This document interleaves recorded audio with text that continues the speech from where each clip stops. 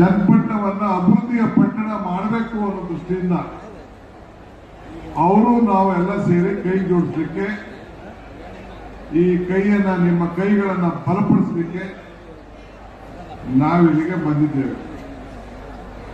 ಮುಂದಿನಿಂದಲೇ ನಾನು ಒಂದು ಮಾತು ಹೇಳ್ತಾ ಇದ್ದೀನಿ, ತಮಗೆಲ್ಲ ಭರವಸೆ ಇರಲಿ.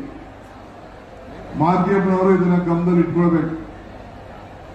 ಮುಂದಿನ ದಿನ ಈ ಚನ್ನಪಟ್ಟಣ DK ಶಿವಕುಮಾರ್ ನಾಯಕತ್ವದಲ್ಲಿ ಬೆಂಗಳೂರು ಆಗಲಿದೆ ಅನ್ನೋ ಮಾತನ್ನ ಈ ಸಂದರ್ಭದಲ್ಲಿ ಹೇಳಲಿಕ್ಕೆ ನಾನು ಬಯಸ್ತಾ ಇದ್ದೇನೆ. ಇದು ಚನ್ನಪಟ್ಟಣ ಟೌನ್ ನಲ್ಲಿ ನಾನೊಬ್ಬ ಜವಾಬ್ದಾರಿ ಸ್ಥಾನದಲ್ಲಿ ಇಟ್ಕೊಂಡು ನಾನು ಈ ಮಾತನ್ನ ಆಡ್ತಾ ಇದ್ದೇನೆ.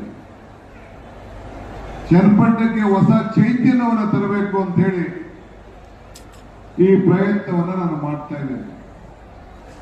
ನಿಮ್ಗೆಲ್ಲ ಯಾರೋ ಬಂದು ಈ ರೀತಿ ನಿಮ್ಮ ಮನೆ ಬಾಗಿಲಿಗೆ ನಮ್ಮ ಅಧಿಕಾರಿಗಳನ್ನ ಕಳಿಸಿ ಎದ್ದೇಳಿ ಬನ್ನಿ, ನಿಮ್ಮ ಸಮಸ್ಯೆಗಳಿಗೆ ಹೇಳಿ ಅದಕ್ಕೆ ಪರಿಹಾರವನ್ನ ಹುಡುಕೊಳ್ಳಿ ಅಂತ ಹೇಳಿ ಇಲ್ಲಿವರೆಗೂ ಯಾರು ಕೂಡ ನಿಮ್ಮ ಹತ್ರ ಮಾಡಿರಲಿಲ್ಲ ಅಂತ ನಾನಂತೂ ಭಾವಿಸ್ಕೊಂಡಿದ್ದೇನೆ. ಇವತ್ತು ಕನಕಪುರದಲ್ಲಿ ಇಂತಹ ಪ್ರಯತ್ನವನ್ನು ಮಾಡಿ ಅನೇಕ ಮಾದರಿಯಾದಂತ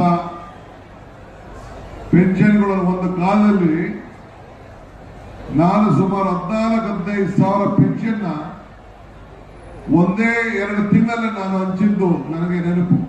8 ವರ್ಷದಿಂದ ಈ ರೀತಿ ಸರ್ವೆ ಮಾಡಿಸಿ ಹಂಗೆ ಇವತ್ತು ನಾವು ಈಗಾಗಲೇ 5 ಗ್ಯಾರಂಟಿಗಳನ್ನ ಚುನಾವಣಾ ಮುಂಚಿತವಾಗಿ ನಾನು ಸಿದ್ದರಾಮಯ್ಯನವರೆಗೂ ನಿಮಗೆಲ್ಲ ಕೊಟ್ಟು ಆ 5 ಗ್ಯಾರಂಟಿಗಳನ್ನ ಅನುಷ್ಠಾನಕ್ಕೆ ತಂದು ಗೃಹ ಜ್ಯೋತಿ ನಿಮ್ಮ ಮನೆ ಬೆಳಲಿಕ್ಕೆ 200 ಯೂನಿಟ್ವರೆಗೂ ಉಚಿತವಾಗಿ, ಗೃಹಲಕ್ಷ್ಮಿ 2,000 ರೂಪಾಯಿ ಮನೆ ಯಜಮಾನ್ಯರಿಗೆ, ಅನ್ನಭಾಗ್ಯ 10 ಕೆಜಿ ಅಕ್ಕಿ, 5 ಕೆಜಿ ಅಕ್ಕಿ, 5 ಕೆಜಿ ಹಣ, ಮತ್ತು ಎಲ್ಲ ಶಕ್ತಿ ಯೋಜನೆ, ಎಲ್ಲ ನನ್ನ ತಾಯಂದಿರು ಉಚಿತವಾಗಿ ಬಸ್ ಪ್ರಯಾಣ.